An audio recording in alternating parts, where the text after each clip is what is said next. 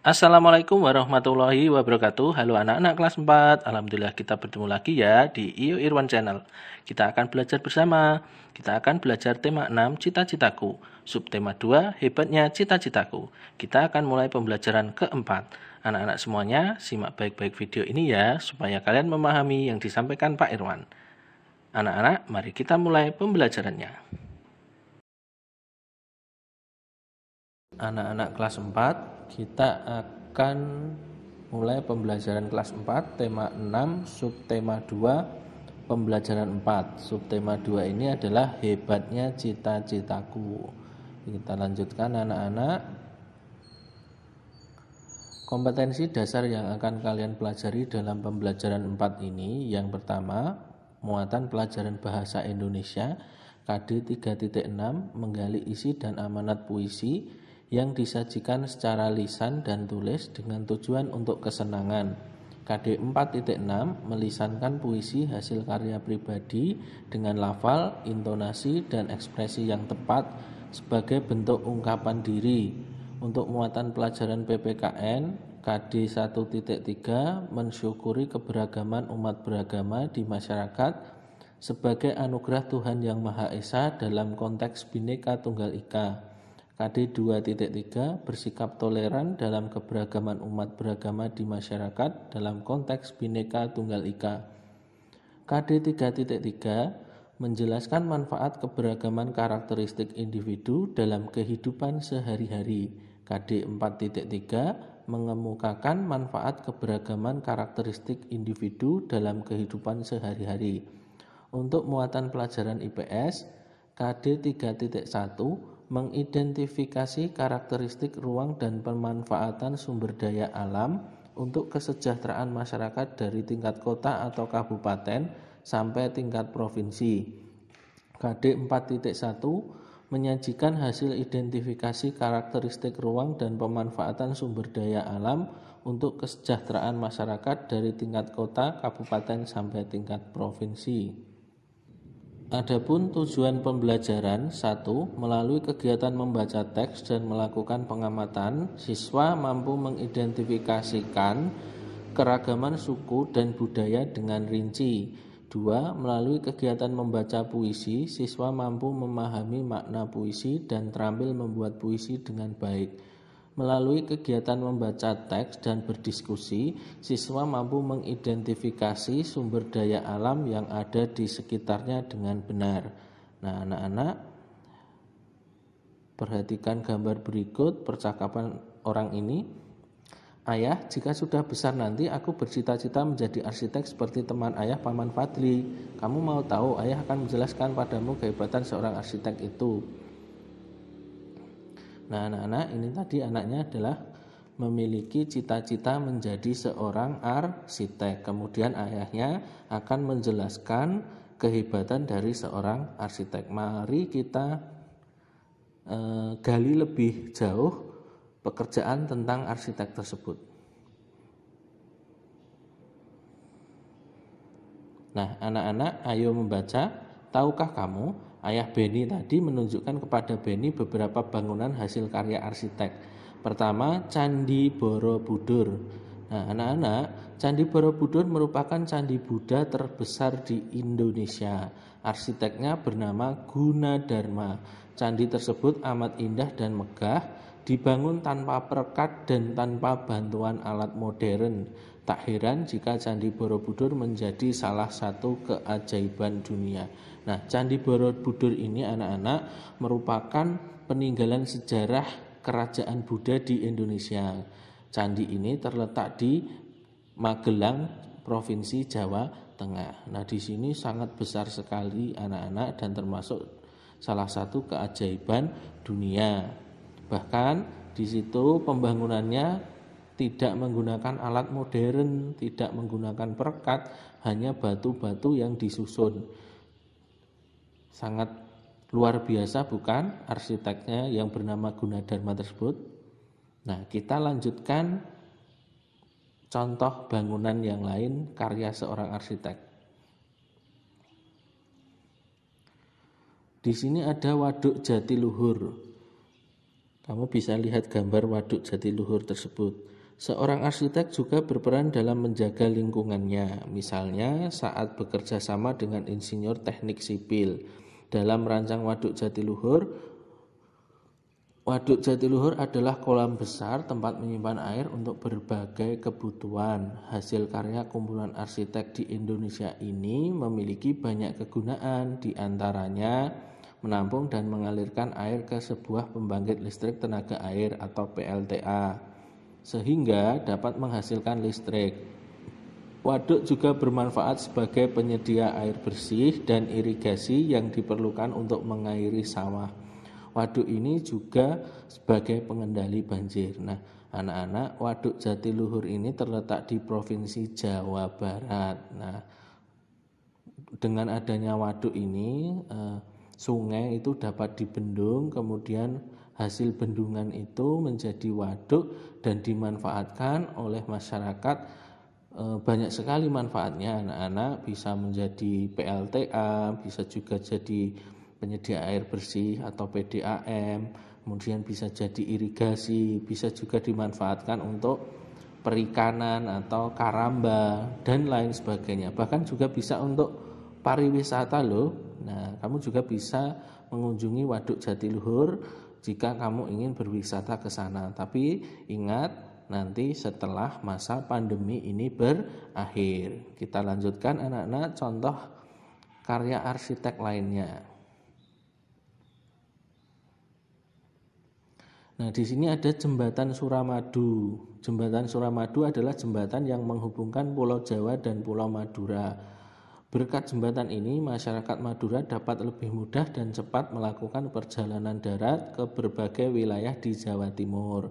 Dengan panjang 5.438 meter, jembatan ini merupakan jembatan terpanjang di Indonesia saat ini. Nah, untuk saat ini anak-anak, jembatan Suramadu yang berada di kota Surabaya, menghubungkan Surabaya sampai di Madura ini merupakan jembatan paling panjang di Indonesia. Panjangnya 5.438 meter atau 5,4 kilometer.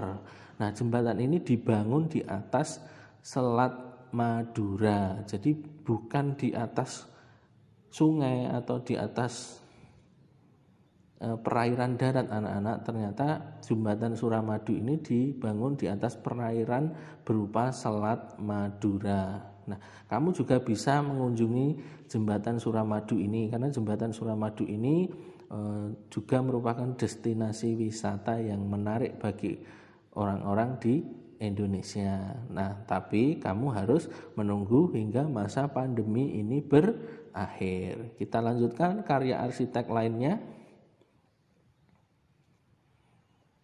Nah, di sini seorang arsitek juga berperan dalam usaha mempersatukan umat beragama. Lihatlah Masjid Istiqlal Jakarta yang berdiri megah berdampingan dengan Gereja Katedral Jakarta, tempat umat Katolik beribadah.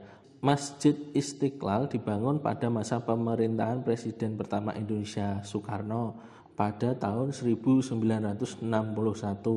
Pembangunan masjid ini memerlukan waktu 17 tahun hingga digunakan pertama kali pada tahun 1978. Perancangnya bernama Frederick Silaban. Nah, di sini anak-anak, Masjid Istiqlal itu berada di kota Jakarta. Jadi kalau kamu pergi ke kota Jakarta, kamu bisa mampir untuk beribadah. Bagi yang beragama Islam bisa mampir di Masjid Istiqlal tersebut, anak-anak. Sangat besar sekali masjid ini. Nah, anak-anak, itu tadi adalah karya dari seorang arsitek. Nah, tahukah kamu, dari zaman dahulu nenek moyang kita telah membangun berbagai bangunan adat yang mencirikan kebudayaan mereka masing-masing. Setiap suku memiliki ciri bangunan dan tempat tinggal yang berbeda sesuai dengan kebutuhan dan kebiasaan masing-masing. Pernahkah kamu melihat bentuk rumah adat dari suku yang berbeda-beda? Ya, tentunya pernah kan? Nah, itu tadi adalah karya dari arsitek-arsitek nenek moyang kita. Jadi mereka memiliki ciri khas masing-masing atau gaya mereka masing-masing dalam membuat rumah adat atau bangunan tempat tinggal mereka. Perhatikan gambar rumah adat dari Kampung Naga, Jawa Barat di samping. Bacalah dengan seksama keterangan tentang rumah adat mereka. Rumah-rumah adat di Kampung Naga dibangun dengan cara yang unik dan memiliki tujuan dan makna sesuai kebiasaan masyarakat setempat. Rumah dibangun di atas bebatuan agar tidak longsor bagian bawahnya.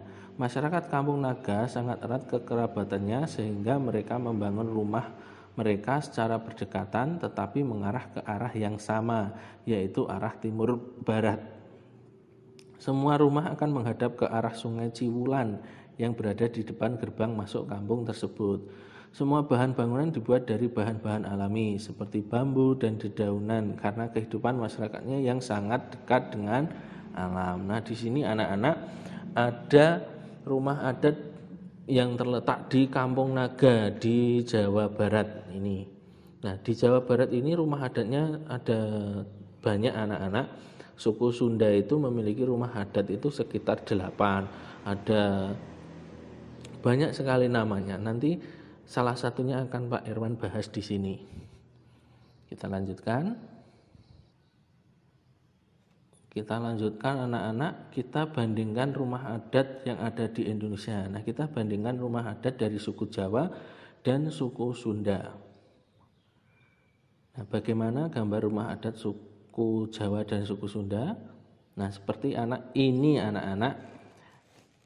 Untuk daerah suku Jawa itu namanya rumah joglo, sedangkan untuk suku Sunda salah satunya adalah rumah jolopong. Itu hanya salah satunya anak-anak, masih ada jenis rumah yang lainnya untuk suku Sunda. Kemudian manfaat untuk rumah joglo, pendopo untuk pertemuan, peringitan untuk ruang tamu, dalem untuk ruang keluarga, sentong untuk istirahat, dan gadok untuk tempat penyimpanan. Kemudian manfaat dan kegunaan rumah adat, kolong untuk memelihara ternak, emper untuk menerima tamu, patengan untuk ruang keluarga, padaringan untuk menyimpan beras, pawon untuk memasak, dan pangkeng untuk kamar. Persamaan dan perbedaan serta kegunaan dan manfaat rumah adat bagi masyarakat adat yaitu pada umumnya kedua rumah tersebut digunakan untuk tempat tinggal, namun rumah joglo juga bisa digunakan sebagai tempat pertunjukan, misalnya wayang kulit, tari, dan sebagainya. Sedangkan rumah jolopong bisa digunakan untuk beternak anak-anak, dan di bagian bawahnya itu seperti rumah panggung, jadi bagian bawahnya bisa untuk kandang ternak seperti itu. Tapi untuk rumah adat Sunda yang lainnya tidak seperti itu. Ini hanya salah satu contoh rumah adat dari suku Sunda. Kita lanjutkan. Nah, kita coba bandingkan rumah adat dari suku Minang dan suku Batak. Nah, untuk rumah adat suku Minang itu gambarnya seperti ini, namanya rumah gadang. Kemudian untuk suku Batak seperti itu anak-anak, namanya adalah rumah bolon.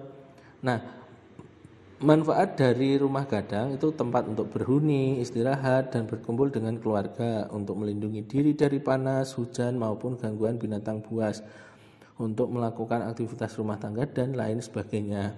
Manfaat dari rumah bolon, jabu bona untuk keluarga kepala rumah, jabu soding untuk anak perempuan pemilik rumah, tempat para istri tamu yang datang, dan tempat diadakannya upacara adat. Jabu suhat untuk anak lelaki tertua yang telah menikah, tampar piring untuk tamu, dan jabu tonga-tonga ni jabu bona untuk keluarga besar. Persamaan dan perbedaan serta kegunaan manfaat rumah adat tersebut, pada umumnya kedua rumah tersebut digunakan untuk tempat tinggal, namun rumah bolon dahulu dikhususkan untuk rumah para raja. Nah, itu anak-anak perbedaan rumah adat tadi ada suku Jawa, suku Sunda, kemudian suku Minang dan suku Batak. Mari kita lanjutkan.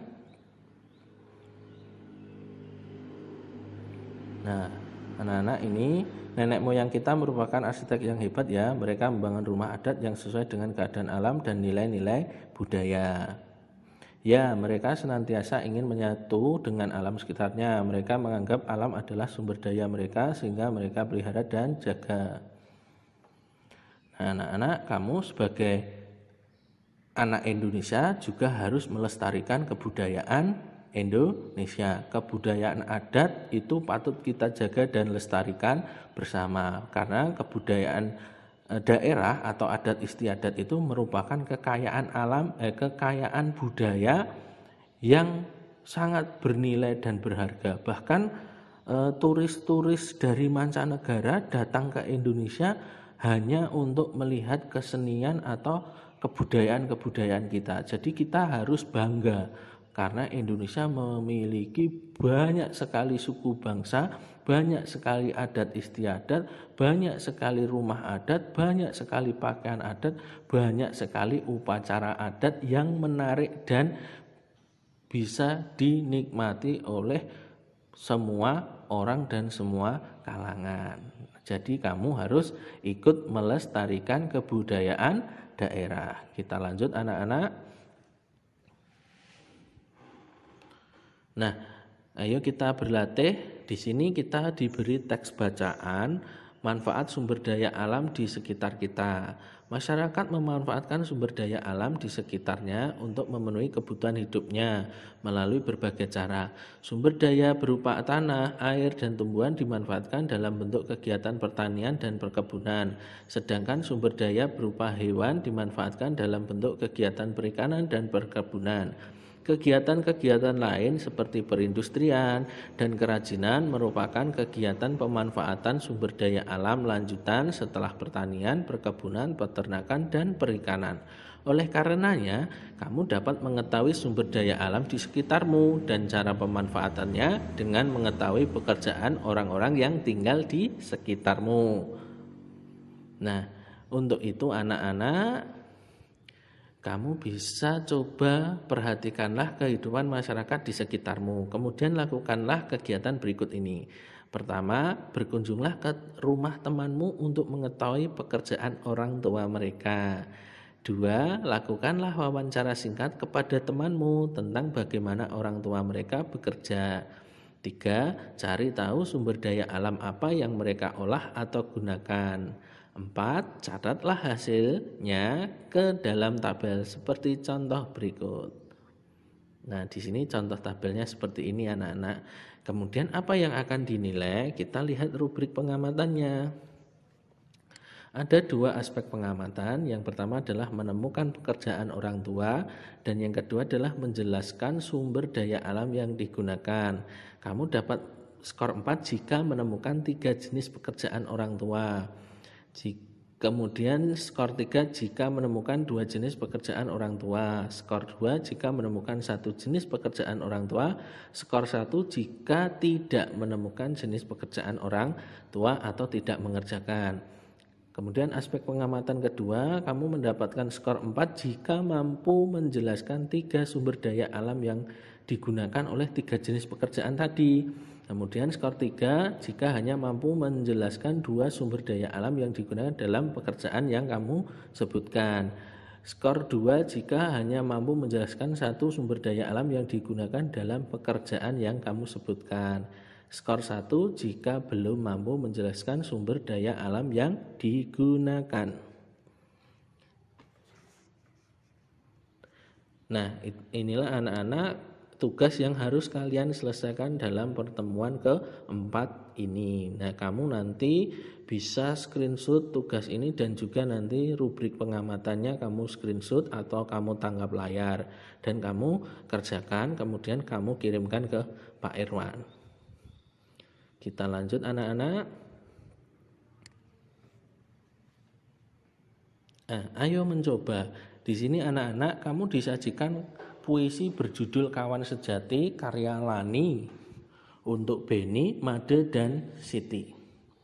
Nah, puisi ini masih rumpang anak-anak atau masih belum lengkap atau sempurna. Di sini masih banyak kata-kata yang belum terisi. Nah, mari kita coba untuk mengisi bersama. Kira-kira kata-kata apa yang sesuai untuk mengisi puisi tersebut menjadi puisi yang indah. Wahai titik-titik sejatiku, kira-kira apa ya? Wahai kawan sejatiku, kamu selalu bermain bersamaku, selalu menemaniku mengerjakan titik-titik sekolahku. Apa ya yang dikerjakan di sekolah? Selalu menemaniku mengerjakan tugas sekolahku. Selalu titik-titik saat aku pilu. Apa ya? Selalu hadir saat aku pilu. Wahai kawan sejatiku, walau kita titik-titik suku dan agama. Walau kita, apa ya ini? Sama atau berbeda? Berbeda. Kau selalu mengingatkanku untuk titik-titik. Untuk apa ya? Kalau berbeda agama, untuk beribadah dan mengucapkan titik-titik saat hari raya. Mengucapkan apa? Mengucapkan selamat. Wahai kawanku, tak akan pernah kulupa titik-titik. Apa yang tidak akan pernah dilupa? Pesanmu. Kita akan selalu bersama-sama untuk meraih apa? Meraih cita-cita kita. Nah, kira-kira seperti ini anak-anak cara kalian untuk mengisi puisi yang masih rumpang. Nah, apakah harus sama persis dengan ini? Tidak anak-anak, kamu bisa mengisi kata-kata yang masih rumpang tersebut dengan kata-kata lain yang bersinonim atau dengan diksi, dengan pilihan kata lainnya yang lebih bagus menurut kalian. Selanjutnya anak-anak, di sini tanggapilah pernyataan-pernyataan di bawah ini dengan kata ya atau tidak sesuai isi puisi di atas. Puisi ini berkisah tentang kawan yang tidak setia. Ya atau tidak? Ya atau tidak? Tidak. Jadi di sana menceritakan kawan yang setia. Lani memberikan pendapat yang baik terhadap kawannya, ya atau tidak? Jawabannya adalah ya. Lani memberikan pendapat yang baik. 3. Kita yang dimaksud dalam puisi ini adalah Lani dan Siti, ya atau tidak? Lani dan Siti, ya atau tidak? Tidak, tetapi siapa? Lani, Siti, Beni, dan Made. 4. Kawan yang dimaksud memiliki suku yang berbeda dengan Lani, ya atau tidak? Iya. Kawan yang dimaksud memiliki suku yang berbeda dan juga berbeda agama. 5. Lani akan melupakan kawannya, ya atau tidak? Tidak, Lani tidak akan melupakan kawannya. Mereka ingin meraih cita-cita bersama, ya atau tidak?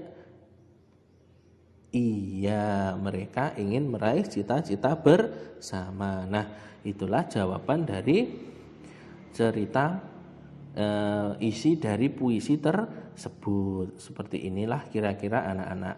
Lalu setelah itu kita bisa menceritakan kembali isi puisi tersebut dalam sebuah paragraf. Nah, kita bisa menambahkan atau mengurangi kata-kata dalam puisi tersebut. Seperti ini contohnya.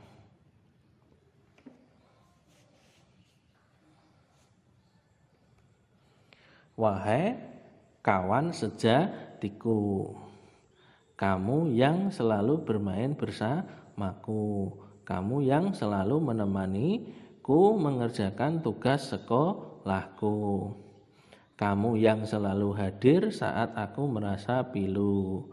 Wahai kawan sejatiku, walau kita berbeda suku dan agama, kau selalu mengingatkanku untuk beribadah. Dan kamu selalu mengucapkan selamat saat hari raya kepadaku. Wahai kawanku, tak akan pernah kulupa pesanmu. Kita akan selalu bersama-sama untuk meraih cita-cita kita. Nah, anak-anak, ku dalam puisi ini adalah Lani. Kemudian kamu di sini adalah teman-temannya, yaitu Beni, Made, dan Siti. Nah, bisa diganti dengan mereka. Kemudian ku bisa diganti dengan Lani. Sehingga puisi tersebut jika diubah diceritakan dalam sebuah paragraf bisa seperti ini anak-anak. Lani menuliskan puisi kepada kawan sejatinya yaitu Beni, Made, dan Siti. Mereka selalu bermain bersama. Mereka yang selalu menemani Lani dalam mengerjakan tugas sekolahnya. Mereka yang selalu hadir saat Lani merasa pilu. Walau mereka berbeda suku dan agama dengan Lani, mereka selalu mengingatkan Lani untuk beribadah dan mereka selalu mengucapkan selamat saat hari raya kepada Lani dan Lani tidak akan pernah melupakan pesan temannya. Mereka semua akan selalu bersama-sama untuk meraih cita-cita mereka. Nah, kira-kira seperti itu anak-anak untuk menyampaikan kembali isi sebuah puisi dalam bentuk paragraf. Nah, kamu nanti bisa mencoba sendiri. Karena tidak harus seperti yang Pak Erwan sampaikan ini. Kamu boleh menceritakan kembali puisi tersebut dengan bahasamu sendiri yang mudah kamu mengerti, namun tidak mengganti makna dari puisi tersebut sehingga maknanya tidak berubah. Jadi intinya kamu boleh menggunakan bahasa lain tetapi tidak boleh mengganti makna dalam puisi tersebut. Nah, kamu bisa coba ya anak-anak, tapi itu hanya untuk latihan kalian semua. Kita lanjutkan. Nah, kita sudah sampai di refleksi pembelajaran.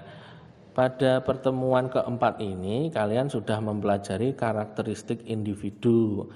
Tadi kita sudah mempelajari tentang pekerjaan seorang arsitek, di mana seorang arsitek itu mampu menciptakan karya berupa bangunan, diantaranya tadi Candi Borobudur, kemudian Waduk Jatiluhur, kemudian Jembatan Suramadu, Masjid Istiqlal, dan lain sebagainya. Nah, karakter dari seorang arsitek tersebut tadi, anak-anak, dia memiliki imajinasi yang tinggi, kemudian memiliki kemampuan mengisi ruang. Jadi dia memiliki kemampuan dapat mengatur ruang.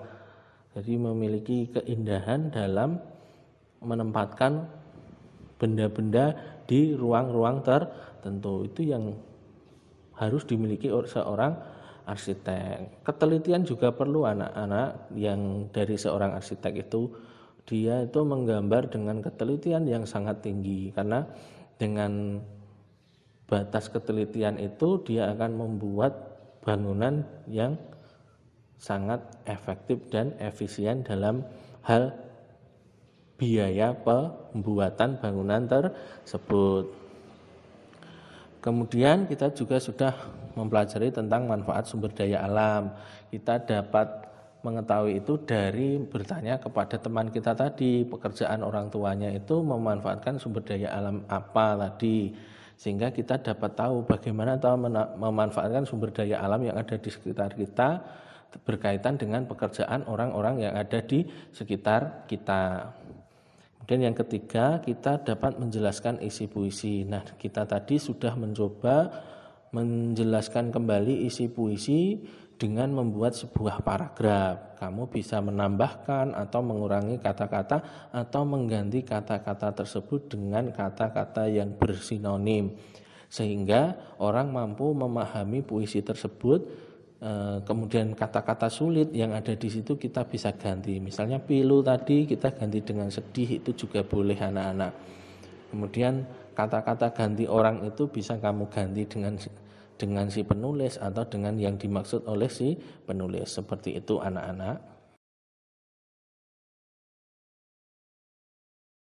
Jadi anak-anak, kalian harus rajin belajar, tetap semangat meskipun melalui pembelajaran online. Salam sukses untuk kalian semuanya. Dan jangan lupa untuk tetap menjaga kesehatan, mematuhi protokol kesehatan dengan memakai masker, mencuci tangan dengan sabun dan air mengalir. Dan jangan lupa untuk menjaga jarak. Sampai jumpa ya di pembelajaran selanjutnya. Wassalamualaikum warahmatullahi wabarakatuh.